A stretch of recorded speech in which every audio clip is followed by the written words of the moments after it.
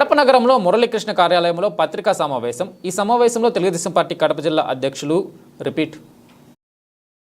Telugu Desam party Kadapa జిల్లా అధికార ప్రతినిధి చెన్నంశెట్టి మురళీకృష్ణ మరియు కడప జిల్లా మాజీ పోలీస్ సంఘం సభ్యులు రిటైర్డ్ సబ్ ఇన్స్పెక్టర్ తోట రామచంద్రయ్య చెన్నంశెట్టి మురళీకృష్ణ మాట్లాడుతూ రాష్ట్ర పోలీస్ సంఘం అధ్యక్షులుగా నెల్లూరుకు చెందిన జనకుల శ్రీనివాసులు పోలీస్ సంఘం రాష్ట్ర అధ్యక్షులుగా ఉన్నారు.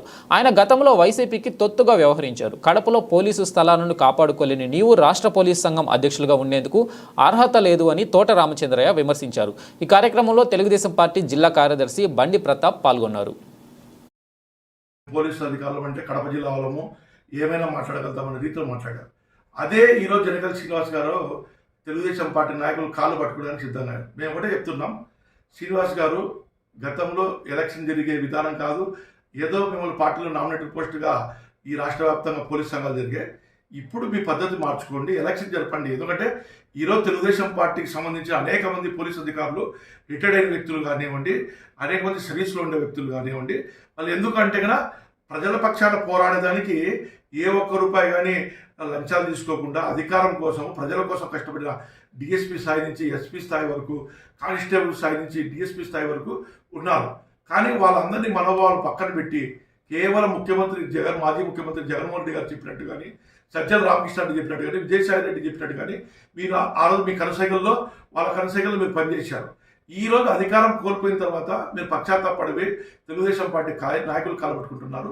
మీ ప్రభుత్వంలోనే కడప నగరంలోనే ఎక్కడే లేని విధంగా ఒక పోలీస్ సంబంధించిన సైడ్ను ఎటువంటి అనుమతి లేకుండా పోలీస్ సంఘం ఇక్కడ డిస్టిక్లో ఉంది, ఎటువంటి సంఘం ఎక్కడైనా సరే ఒక పోలీస్ సంఘం సొసైటీ ఉంటే ఆ సొసైటీ ఏంటంటే ఫార్వర్డ్ చేసుకొని డీజీపీకి అడిగి డీజీపీ నుంచి అప్రూవల్ వచ్చిన తర్వాత మళ్ళీ రెవెన్యూ పర్మిషన్ తీసుకొని యాక్షన్ పెడతారు. కానీ అటువంటి ఏమీ లేకుండా మన కడప జిల్లాలోనే కొన్ని సుమారు మీరు చూశారు, 30 సెంట్లు ఒకటి, 30 సెంట్లు ఒకటి, 40 సెంట్లు ఒకటి పోలీస్ స్థలాలు మీ నాయన స్థలాలు అమ్మినట్టు అమ్మినారు. అంటే మీ సొంత స్థలాలు అమ్మినట్టు.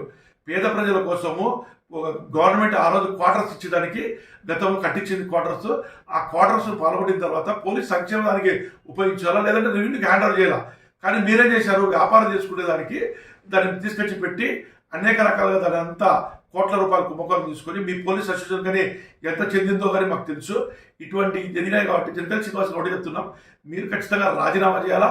మళ్ళీ పోలీస్ ఎలక్షన్ అసోసియేషన్ ఏ అయితే వీళ్ళు సొసైటీ